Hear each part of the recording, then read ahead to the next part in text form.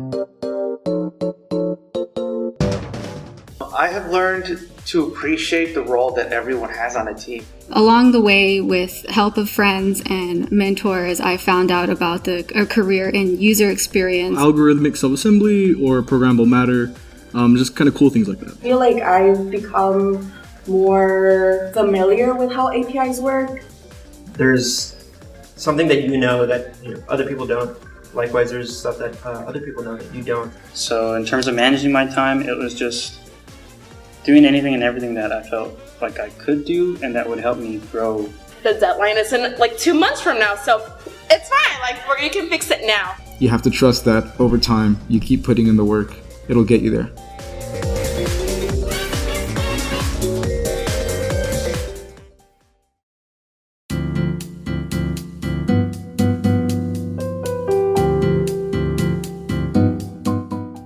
Hi, my name is Cristian Aguilar. I'm a senior studying computer engineering under the hardware concentration. I am the current vice president of IEEE here at the Edinburgh campus. I'm a member of Tau Beta Pi, and I will be graduating this semester, moving to Austin, working as a software engineer for NI, formerly National Instruments.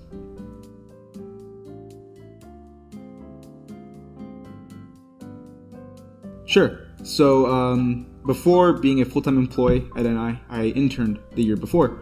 I found the position actually at the UTRGV Career Fair. It was a virtual career fair in 2021 spring.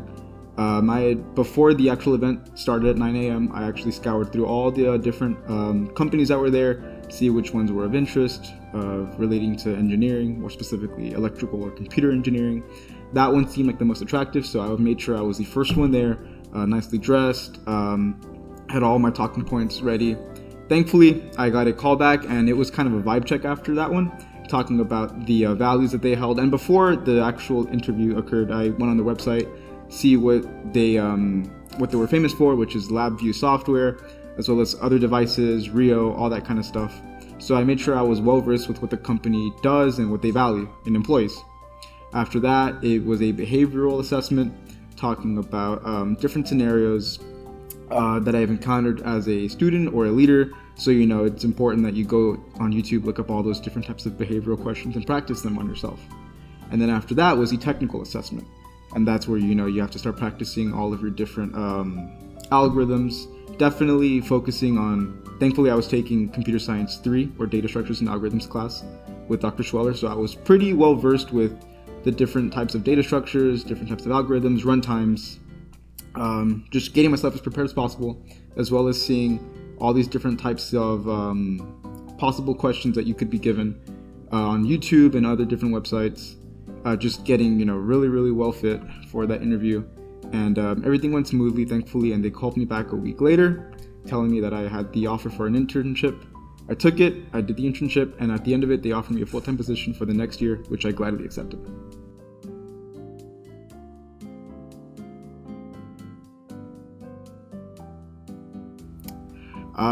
Well, I've been fortunate to not have to work. I know that's not a leisure that a lot of people have, but because I was able to have a little more time on my hands, I first wanted to structure my time, realize that I wanted to be able to visualize all of my assignments and all my exams and everything, so a calendar was one of my top priorities. Personally, it's hard for me to keep track of all my due dates mentally, so being able to write it all down, see and keep track, and just being able to add that little check mark after you complete something, it gives you a sense of encouragement to get that next check mark done. Being able to visualize everything, even though it might be packed day after day, you know that you get things done one at a time. You definitely need downtime, especially within engineering and computer science. Personally, I like to find my off time, whether it being like physical activities, going to the gym in the morning. I play at my church, so that's another way of getting away from all the technical stuff. Definitely some balance in life. You can't just be focusing on all of your courses all day, every week. You will drive yourself mad and you'll hate what you're studying.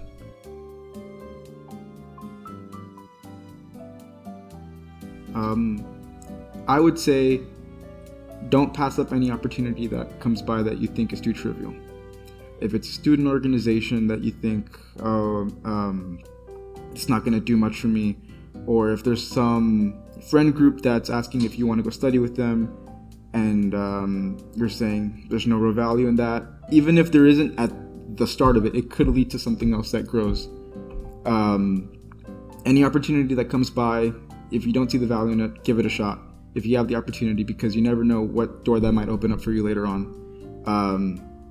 For instance, the student organization IEEE that's here on campus, at first I thought it wouldn't really be doing much for me. I feel pretty confident with all my classes, but I attended one general meeting. I found some friends. We continued going to them. I became an officer the next semester. Then I became president, and having these different positions in my resume actually allowed me to get into more job positions. So what seemed like something very, very simple as just being a member of a student organization allowed me to become a president of the same organization, which then opened the door for lots of positions in my life. So even though the value isn't there at face value, you have to trust that over time, you keep putting in the work, it'll get you there. So with that being said, make sure that you try to look for ways to stand out from the rest of the students. Student organizations are a really good way. Doing your own types of fun projects on the side. Personally, I've actually made a program for a video game that I played, where it helps to hack into computers. Very simple, and I'm applying what I learned in my classes. So it shows that you have some sort of drive to apply what you are learning in your classes rather than just getting that degree.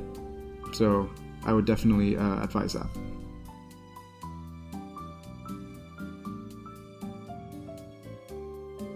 Sure. So my internship was based on a project of developing a current driver software that was being used for many devices and updating the driver software so that it can be compatible with more devices within a family.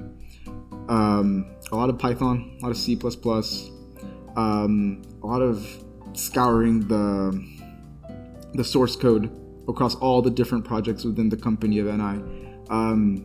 One thing I really liked about the change from going from a school setting to a company is that you don't really feel like it's student versus professor. It's more like student and mentor versus problem. You're working with them, you're communicating with them. They want to see you succeed because at the end of the day, they want the company to succeed. So you feel like you guys are very well working together. At first, you get a bit of imposter syndrome, feeling like I don't belong here. And to be honest, you don't, right? That's why you're there. You're there to learn. You're there to build yourself into that way. You don't feel like you're just the small fish in a big pond. But you kind of have to accept that you're going to be feeling a little, I guess, humble. You should humble yourself in those first couple of days and understand that there's a lot to learn, but that they know that because they were in your shoes and that they want to help you. So have that willingness to learn a little bit every day. I still have my old notebook with like tons of pages of things I learned. My first 2 weeks of my internship was just all note-taking, learning about how everything works. And then after that, I could start actually writing code, pushing into the master branch and all that kind of stuff. Just be humble.